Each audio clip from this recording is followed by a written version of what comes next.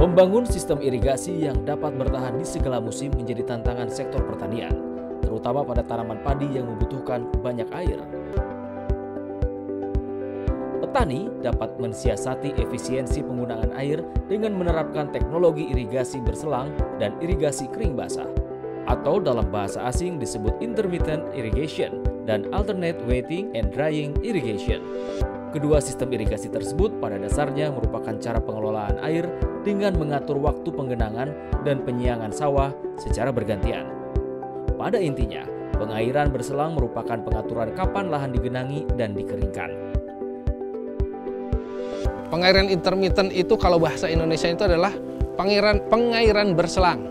Maksud dari pengairan berselang ini adalah kapan kita mengairi sawah dan kapan kita harus mengeringkan sawah. Nah, seperti itu Bapak Ibu ya. Nah, teknisnya sebetulnya tidak rumit Bapak Ibu ya, hanya perlu ketelatenan saja. Jadi yang pertama teknisnya itu adalah pada saat kita sudah menanam ya di kondisi tanah atau tanah sawah macak-macak ya. Kemudian sawah kita airi. Kira-kira diairi setinggi 2-5 cm. Nah, itu biarkan saja ya. Biarkan sampai si tanaman padi berumur 10 hari setelah tanam. Jadi 10 hari ya dari mulai tanam itu biarkan. Nah, kemudian tutup air masuk. Biarkan air yang 2-5 cm tadi itu dia surut bertahap dengan sendirinya. Ya. Seperti itu Bapak Ibu ya. Nah, setelah surut ya dengan sendirinya biarkan saja sampai si tanah sawah tersebut retak-retak. Biarkan 1 hari. Setelah retak-retak dan dibiarkan 1 hari, kemudian masukkan kembali air. Ya, setinggi berapa? Kembali 2-5 cm. Nah, itu. Nah, proses pengairan berselang ini dilakukan terus-menerus sampai stadia pembungaan, Bapak Ibu ya. Sampai stadia pembungaan. Setelah stadia pembungaan, kemudian kita stop. Ya, kita stop. Maksudnya tidak disurutkan lagi, tetapi terus kita airi, terus kita genang sampai 10 hari sebelum panen. Ini pada saat kita pemupukan, itu juga pupuk bisa lebih cepat ya, masuk ke dalam tanah, meresap ke dalam tanah dan akhirnya diserap oleh akar.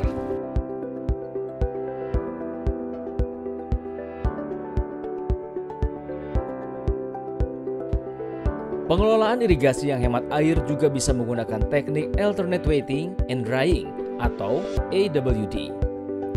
Irigasi kering basah bergilir adalah teknik pengolahan air yang diaplikasikan pada budidaya padi sawah yang membutuhkan air lebih sedikit dibandingkan dengan irigasi sawah pada umumnya. Prinsip dari penerapan AWD adalah memonitor kedalaman air dengan menggunakan alat bantu berupa pipa. Setelah lahan sawah diairi, kedalaman air akan menurun secara berkala. Ketika kedalaman air mencapai 15 cm di bawah permukaan tanah, lahan sawah kembali diairi sampai ketinggian sekitar 5 cm.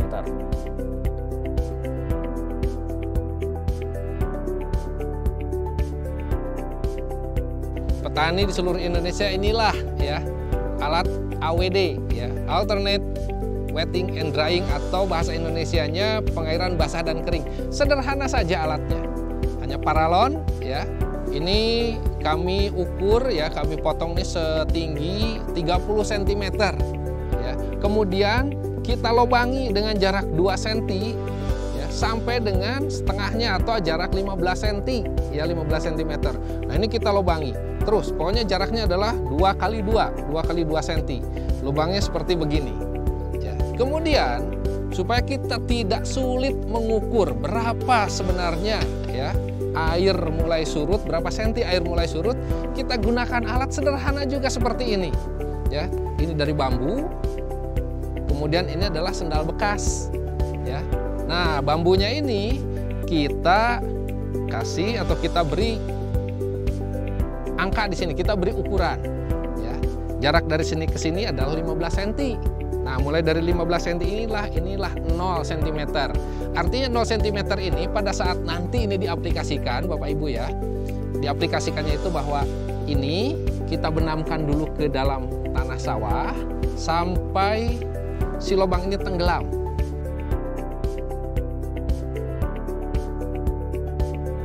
Ya, kemudian ini kita masukkan ke dalam paralon ini, seruk sampai masuk. Kemudian supaya ini tidak bergerak ke sana kemari, tidak jatuh, tidak roboh, ya, kita gunakan ini. Kita gunakan kita tambahkan kawat. Kita tambahkan kawat sebagai penahan saja. Ya, jadi nanti hasil akhirnya adalah seperti ini, Bapak Ibu. Jadi pada saat ini sudah dibenamkan ke dalam sawah sampai batas lubang-lubang ini, kemudian air akan masuk ke dalam lubang-lubang ini, ya. Pada saat air sejajar atau setara dengan tinggi permukaan tanah sawah, kayu ini akan menunjukkan di angka 0 seperti ini, Bapak Ibu, ya, akan menunjukkan di angka 0 seperti ini. Kalau misalnya airnya berlebih, ya tentu ini akan naik. Tapi ini tidak akan kita ukur.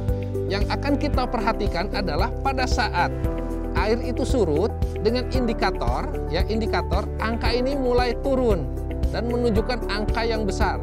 Kalau misalnya turunnya 5 cm, ya tentunya dia akan berada di posisi 5 cm seperti ini, Bapak Ibu, ya. Kalau misalnya dia turun 10 cm, nah seperti ini dia akan berada di sini. Ini masih disebut itu PBK aman. PBK aman itu sampai indikator di angka 15. Nah, ini PBK aman.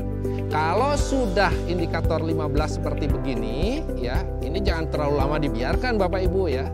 1 hari tidak masalah. Hari berikutnya harus mulai diisi lagi air sampai si pelampung ini naik kembali di angka 0. Nah, seperti ini. Ya, bagi petani pemula lah begitu ya Bapak Ibu, ya, yang menggunakan AWD ini, supaya paham, sebaiknya kita amati setiap 2 hari.